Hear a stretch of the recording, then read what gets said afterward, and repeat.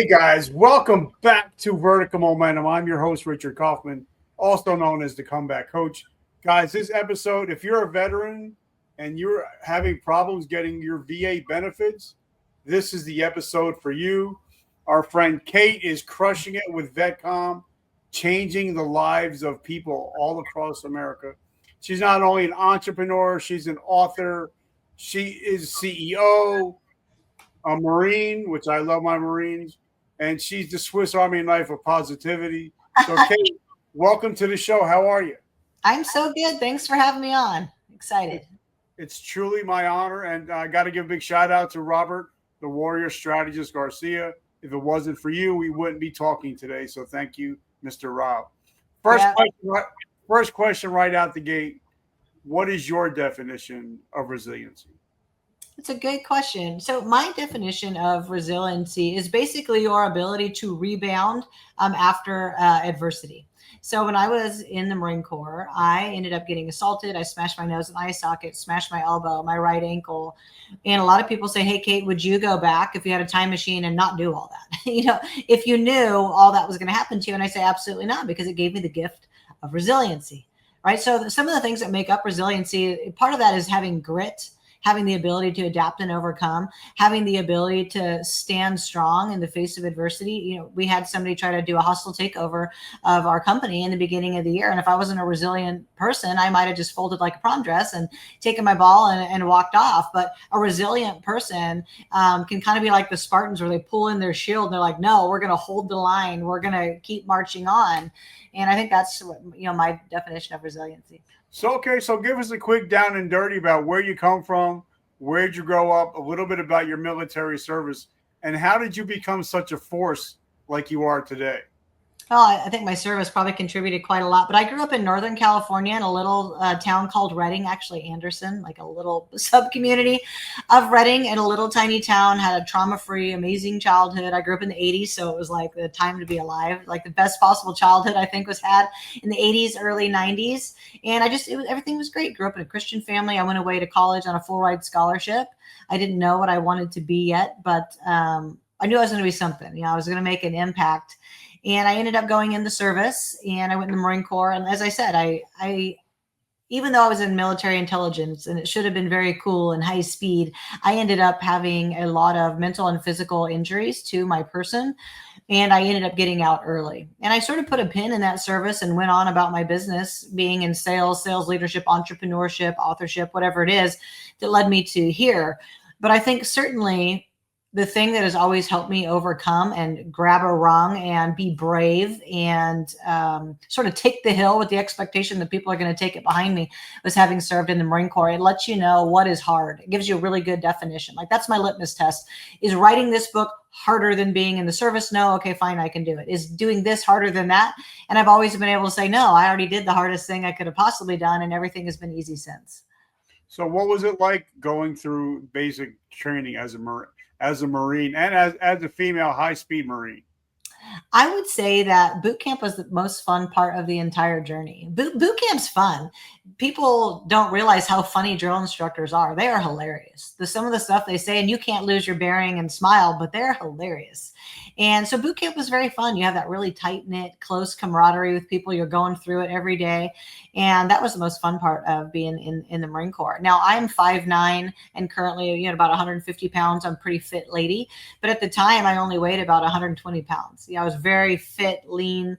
And so it was a little easier for me, as you can imagine, than somebody who was maybe 4'10", 5 feet tall. A little bit harder for them to schlep around that pack and helmet and Kevlar and their rifle than it was for somebody that's almost the size of a small man. Okay, so now when you went through your assault, and we're not going to go into all about that, but now doing what you do now, a lot of people, I think the numbers are very staggering for people that actually come forward after an assault. Yeah. But then I think a lot of people, after it's out, they kind of drop it and just let it go, and then they get out, and then they have a problem when they get out trying to get their compensation. Yes. So talk about that a little, that aspect of what you see now people going through. Yeah, the numbers that are reported, that people have actually reported that they have been assaulted, whether it be quid pro quo all the way up to the R word, which, is what happened to me, is I would say this much of the real number. A lot of people, when they're in service, they get very scared, or they actually do report it, but it doesn't really get reported. It's one thing to say, hey, this happened to me. It's a whole nother thing for it to actually be memorialized on your behalf. So I would say about half of the people that come to VETCOMM have some kind of assault in their background. And while I wish it didn't happen to me, because I delivered myself a virgin to the service and obviously didn't come out one, because that was my first sexual experience, was that assault, it sort of changes the lens of every sexual encounter you have after that. It sort of makes it a little more transactional, where you want to have more control. And I think because in our advertising and our messaging to people, I'm willing to say what happened to me, and I'm going to invite them to let me help defend their position. We, more than most services, have people claim this. We have them claim their PTSD, their personal traumas, their anxiety, their depression around this. And I think as such, we get people not only compensated, we get them closure. And I think that's a really big deal. While it might not heal the whole thing, there is something to taking this trauma, delivering it to the VA and saying, hey, this is yours and you need to compensate me for it. And you do get some little bit of, respect and memorialization of it. And then you can move on to your life and start to heal. Whatever you hide, you can't heal. I really want you to understand that if you're a veteran, whether it's personal trauma or PTSD, depression, anxiety, if you are hiding it, you can't heal it. No one can help you. We would love to know at VETCOMM, if that's something you're facing, stop hiding it, give it to me. Let me, help you heal and get you paid. So when you were going through this, did the higher ups, did they try to push it down, or did they help you push it up? Well, I was still in a training command. I was actually allowed to go see a chaplain. They kind of didn't know really what to do with me. I was a good Marine that they didn't want to lose, but they didn't really know how to face it or what to do because it was so ugly. So I spent about 2 weeks working with a chaplain. And I remember this chaplain said to me, he said, hey, I've got to know you over this couple of weeks. And from what I can tell, you had a good childhood. I said, yeah, it was absolutely great. He said, trauma-free childhood. I said, yep, it was absolutely. He said, and you seem to be a Christian. I'm picking that up from you. I said, yes, sir, I am. He said, well, then you have an interesting choice to make that other people don't get to make. People that had trauma in their childhood, their brain just does not respond to trauma in the same way. He said, you get a choice. You're going to be very powerful here. He goes, you could give it to God and say it was an event and walk off and hand it off and march on and not let it ruin or taint the rest of your life.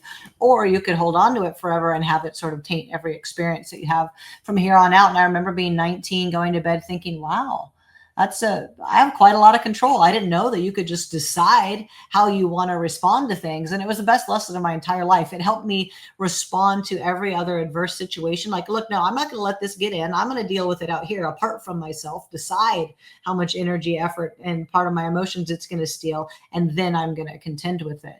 And I think that that's really important. But no, they actually sent me home. They called my parents and said, hey, she's going to come home for a couple of weeks on leave. She's suicidal. And I was not suicidal. So my dad picked me up at the airport. He was kind of sideways when he picked me up, and he asked me how I got to the point that I wanted to commit suicide. I had no idea that they told him that. And I was thinking, I don't want to commit suicide. Like, what are you talking? Like, I don't want to commit suicide. But because they told him that, I didn't have to tell him what happened to me. I just let him think for 15 years. I only told him about 10 years ago, less than 10 years ago, what really happened. Because he asked me, we were having a glass of wine, and he said, I got to ask you, when you were 19 and you came home, were you really thinking of committing suicide, or was there something else at play? And I had to be honest with him and tell him. But no, they were going to hide it and just push me up to my parents and hope the chaplain could help sweep it under the rug. And that's pretty common. Or you're going to be bullied and harassed and threatened the rest of the time you're in. So how many years did you end up doing? I was in for 3.5 years, almost 4. I was awaiting a med board, and my master sergeant was getting out. And I just got done writing a book with Rob called The Body Man, and we made a protector character. We named him Dallas. Well, my master sergeant's name, his first name was Dallas. And he came to me and he said, hey, Kate, I know you're waiting for that med board, but I'm getting out of the service next month. And I said, yeah, I know. I'll be at your retirement. And he said, no. I'm getting out of the service, and under good conscience, I can't leave you here. You are not safe. You are not safe here without me, not physically, not emotionally, not mentally.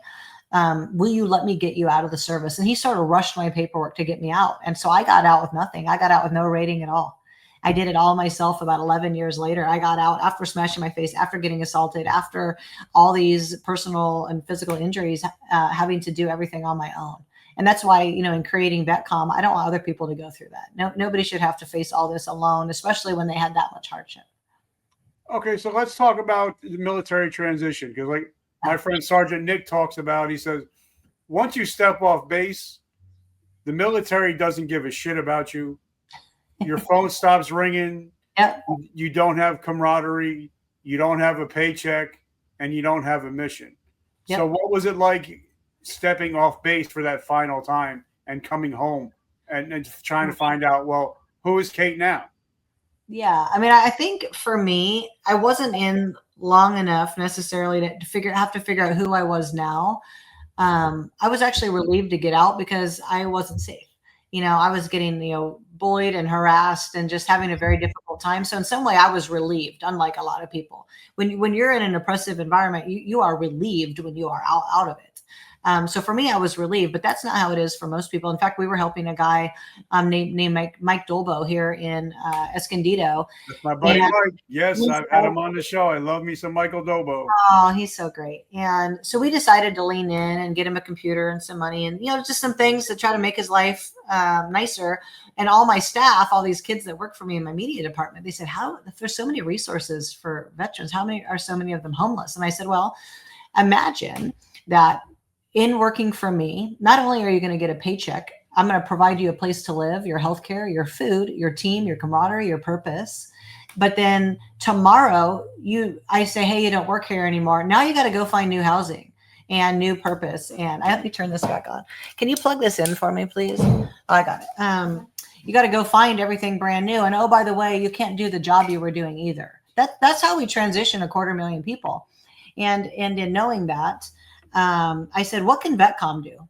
If I purport to really care about veterans, then what can I do for the veteran community long-term to make sure that they have a longer runway? So we went through the process of being a DoD skill bridge provider. So I actually employ about 30 skill bridge people. So I have about 30 active duty people that work here at VETCOMM, meaning they're still getting paid. They're still technically in the service, but they work for me full time. And the day they transition, we hire them as full-time employees. They have benefits. They have a team. They have purpose. So they don't have any slippage, right? They get to retain healthcare. They get to retain money. They already know exactly what they're going to be doing. There isn't all this crazy anxiety around their transition. And also, because they're working here, now they're like, oh, I work at VETCOMM. I should probably go memorialize all my injuries. I should probably start getting my mental health in order, because we're directing them what to do upon their exit. And I would encourage more companies to step in for our nation's heroes, because they are absolutely amazing employees. So if you're okay, now let's go back, because like I said, my most of my listenership are veterans or soon to be veterans. Yeah. So if you're a year and a half out, yep. Like I tell everybody, make sure you annotate everything. Keep every slip of paper. I don't care if it's a doctor's note because of a toothache. Keep everything you got. What are some of the things you're teaching people to do before they get out? Well, before you're getting out, if you're making that BDD claim, as you just said, you want to make sure you start memorializing everything now. If you think I want to claim my mental health, let's get it in your record. Start going to get some therapy. Start memorializing things. If you hurt your knee, in jump school or being a paratrooper, and you didn't want to talk about it then when you were still doing that job, because you didn't want to not be able to jump, go talk about it now. Like every single little thing, go make sure it's memorialized in your record. And then when it's time, especially if you're working with VETCOMM, about 20% of our business is BDD claims, believe it or not. Because a lot of people go, if I go to these free services, they're only going to claim what's in my record, which is very little. They're not going to coach me. They're not going to really be available to me. They have no skin in the game, whether I win or not. And so they come to us and we can guide them through the whole process and make sure that they exit well. And the other thing is, a lot of the people that come to us get into our Skill Bridge program because they realize, oh, not only are these people providing me a good service, I want to go help other veterans. And so it's been really good. Now, okay, so when you got out, you actually, and me and you have something else in common. We were both in the timeshare industry. So, I think we both learned to take a lot of no's. Yep. So, what was it like getting out and then getting into the business world, into the civilian business world as a Marine Corps veteran? Because I noticed the reason why this show is here because we help veterans find their mission through entrepreneurship, Yes. and it seems like because when we were in the military, we didn't work from 9 to 5. We worked until the job was complete. Correct. So, what was it like going into the civilian world, having that Marine Corps mindset? Well, me, like a lot of other Marines, you sort of feel like all your counterparts are a little bit soft and moving very slow, right? They don't seem to be necessarily walking or working with purpose or intention. So you're kind of like, what are you doing over there? Like, get your work done so we can move on. And their feelings are softer. Veterans were a little bit gritty. We're a little like sandpaper, and we can be a little more curt and stern and just sort of, on the way. And we don't leave a lot of room for the fluff and chatter and talk. And so the office politicking part is hard for people in their transition. It's hard for them to make these new corporate friends and figure out how to plug in. And are these people going to be okay with my weird brand of humor?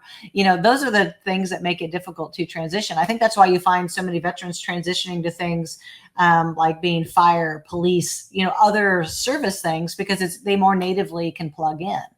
But you see a lot of officers, especially, or people who stayed in about 10, 15 years higher ranking, they might want to try their hand at entrepreneurship, and that might be being a contractor, plumber, electrician. They might want to start their own business that way. You have other people that will buy a franchise.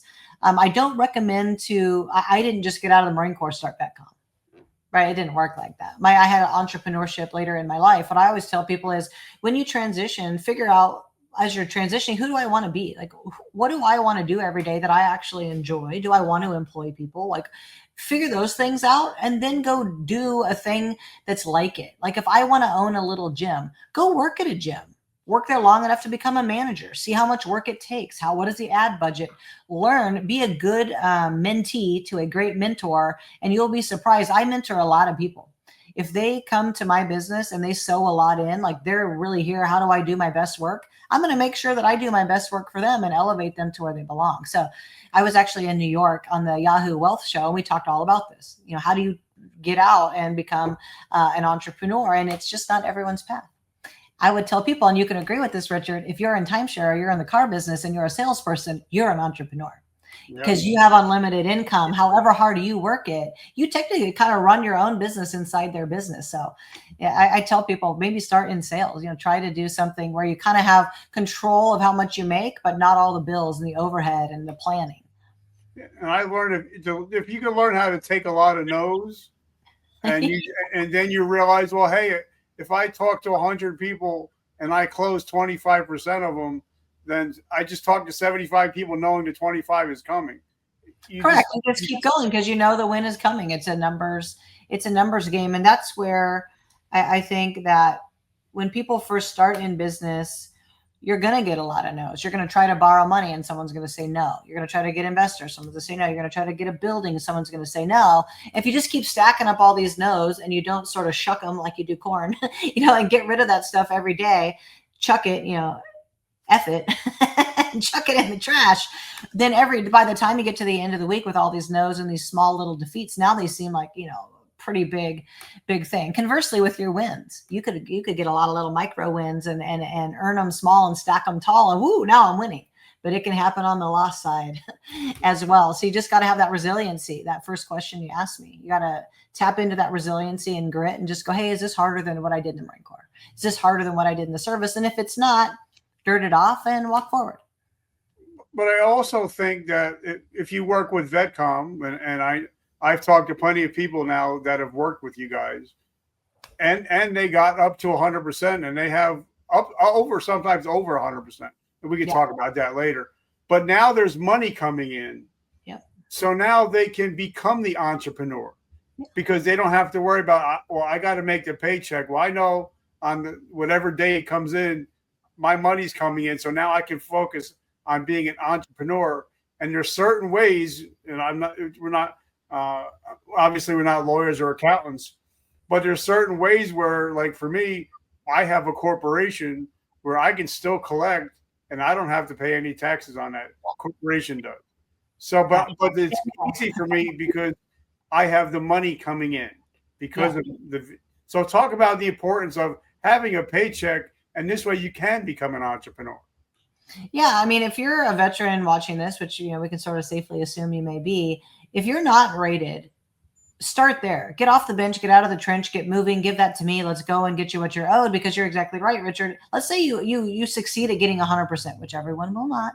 But let's say that you do. You have roughly $4,000 of tax-free money coming in, which is similar to earning $6,500, $7,000 a month, working an actual job where you would get a paycheck. So your net income is pretty good. That gives you the peace of mind and the structure and the infrastructure and the foundation where now you can go take risk. Very difficult to take risk without any backstops, without any help. But once you get this going, now it's like, okay, like let's say you're married to somebody who's working. And even if you only get 90%, you're getting $2,200 a month. That's like you making nearly $5,000 a month. Now your spouse will say, okay, well, you're getting similar net income. Now you can go do the thing that you want to do. I always tell veterans, I think one of the best things that veterans can do, and I watched my dad be a contractor for a long time. If you get out, go and learn plumbing, electrical work, being a contractor, learn that skill, get licensed, work for somebody. Then work for them long enough to manage other people, 3 or 4 other people, then learn how to manage a job, how to be the foreman, then go open your own business. In 5 to 7 years, you can build a very successful plumbing or electrical business, make a ton of money, $250,000, $300,000 a year by just investing your time. Very low cost of entry. Stop trying to think I need to be a CEO today. No, you do not. You can go from contractor to CEO in 5 to 7 years, almost invest nothing but your time and your equity and your veteran skills. And then, wow, in less than a decade, I own a multi-million-dollar company. That, I think, is a great path to success for veterans. And I love it. And by the way, I got to say, I loved your interview on Shift Life magazine last month. Great cover. I just got to say that. So let me ask you a couple of questions. What do you see is the reason why a lot of veterans struggle with getting their ratings? Is it a paperwork thing? Is it a get up and get your ass moving thing? Or is it a mixture of both?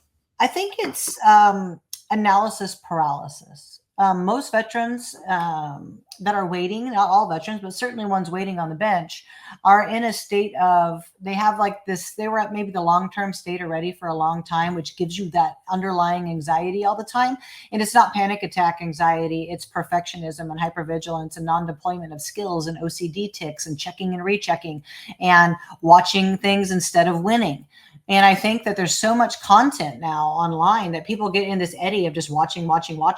And then this contradicts that. Now you're like, well, I don't even know who's correct. And what if I don't have all my paperwork? And all this anxiety starts, and you go, you know what? Ugh, I just need to abandon it. And that anxiety causes veterans to abandon anything where they might not win or do it perfect. So they just decide not to do it. So we tell veterans in that state, give that stuff to me. I already made it through. I already traversed that whole canyon of anxiety to get to the other side. I know how to do it. I taught my team how to do it. Give us that anxiety. Let us concierge walk you through the steps it takes, and let us not allow the VA to prey on that. I hate to say this, but they're an insurance company. And who do you think it benefits if you stay in a state of anxiety? Who does it benefit if you believe you don't deserve it? If you believe you're not enough? If you believe you don't qualify? It benefits the VA. And I know a lot of veterans that I speak to don't think a whole lot of what the government does with their money. So you have to think, if my bank account is sitting at the VA and I'm not taking it, guess who is? Well, every month that money clips by.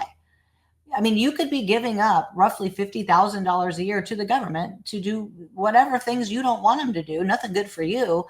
Even if you don't want it because somebody deserves it more, then give it to someone else. Don't let the government keep it. So I think it's just this analysis paralysis as the bottom line of why people don't do it.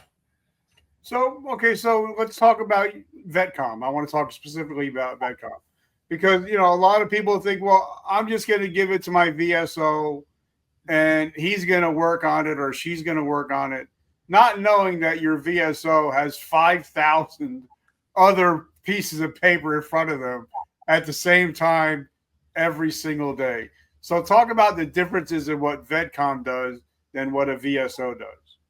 Well, I mean, as you just said, you have to ask veterans, because veterans will say, well, you charge for it. Well, I could just do it for free.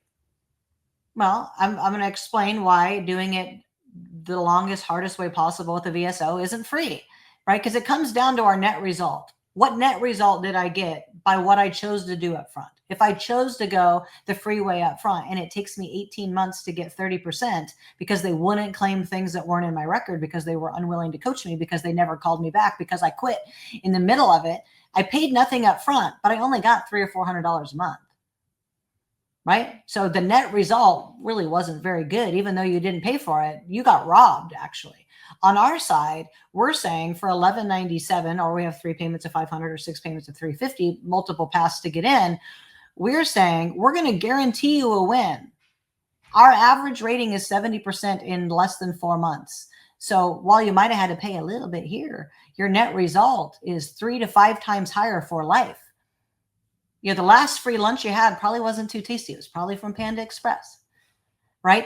Anything you get for free isn't going to be that good, because most veterans caught in this analysis paralysis have a lot of questions. Most veterans in the life cycle of being a VETCOMM client will talk to us 35 times. If you think you're going to get a VSO who isn't getting paid usually, or isn't getting paid well, and they're going to find your stack of paper on their desk and that they're even actually sitting there, you're not going to be a priority. So who are you going to call when you want to bail? Who are you going to call on a bad day? We field 200 suicide calls a month.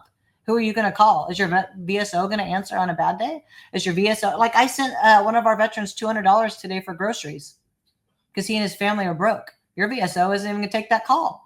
So you just got to kind of go, what is my end result? And if I really, truly am committed to getting that end result, am I willing to make the correct decision for me and my family now? And that's really the difference, because we're going to make the intent to file. We're going to file the claim. We're going to prepare you for every single exam, one-on-one. We're even going to give you a library of videos for your analysis paralysis that you can look at, in between the 1,000 times you talk to us. We work 7 days a week, 12 hours a day, 150 people looking at the same chat all day long. So the kind of service you're going to get here is the kind you pay for. It's like you could go to Disneyland and buy the regular ticket and stand in line all day. Yeah, you're going to ride the same ride that the Genie Pass person rode, but they're going to ride 18 rides because they're cutting the line, and you're going to ride 4, and your family's going to never want to go to Disneyland again. So while you got the result, it sucked. It sucked the whole time, and it was awful, versus you could take something that could be very hard, turn it into an easy experience with VETCOMM. And Michael Dolbo is prime example. I mean, as much as he got, the VA tried to screw him, you guys stepped up for him, and now he's on a path that he never thought he would have a path. And yeah, I mean, we kind of want to rescue people. I mean, that's kind of what we do here. I made our logo as a shield on purpose. It's meant for us to put that shield out there and for you to get behind us, and we're going to kick the door in so that you can go and win and succeed. It's there to shield you from the bureaucracy and the just onslaught of BS that this, VA insurance company has for you. So if there's a veteran out there thinking, you know what, my knee always hurts, but I'm not as bad as the other guy. I'm not as bad as Frank down the street. What would you say to that person that are saying, you know what, I don't feel like I'm disabled, but I can't walk too good? Yeah, I mean, I think I would tell veterans, stop looking at VA disability like it's SSDI. It's not a disability payment. It's an insurance settlement. And any insurance settlement you were owed, you'd go get it.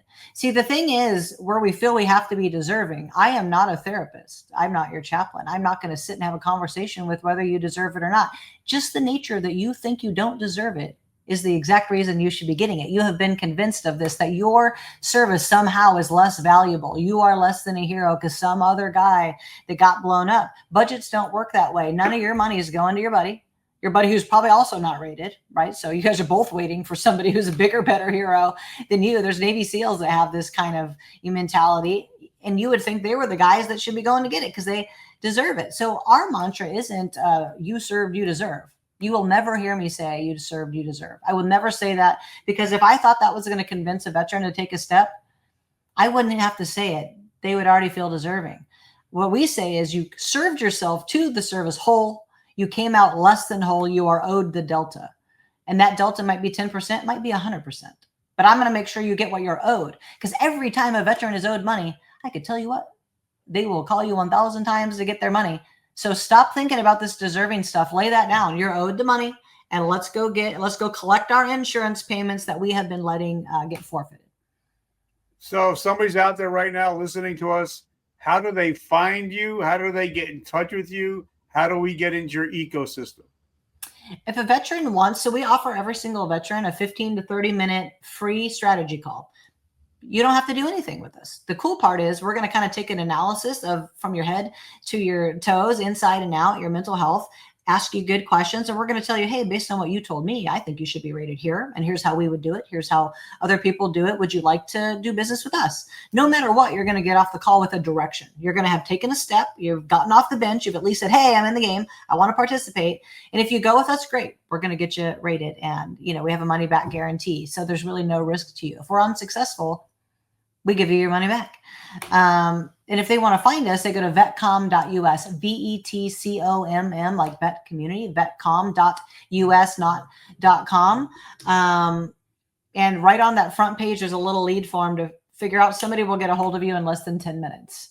And we'll take good care of you, get you in the system, and get you going. And you're also on LinkedIn. You're also on YouTube, correct? Yes, we're on every social as VETCOMM US. Also, if you want to hear more about me, all of my handles on socials are Kate Monroe CEO on Instagram, TikTok, Facebook, whatever else there is in the world. But it's Kate Monroe CEO. The VETCOMM is VETCOMM US. And make sure, guys, if you're listening, pick up the last issue of Shift Advanced Life. She's on the cover, and it was an amazing interview. So, Kate, I just want to say thank you so much. Thank you for what you do for our veterans, and I'll support you guys any way that I can help. I'm in. Thank you so much. You guys have a blessed day. Thanks for having me on. And like I said, anything we can do for veterans, we're here for it. You too. And Robert Garcia, thank you so much for putting this together. Have a great week. And guys, remember, vertical momentum, the only way to go is up. I love you guys. Have a great week. Take care of yourself and take care of each other.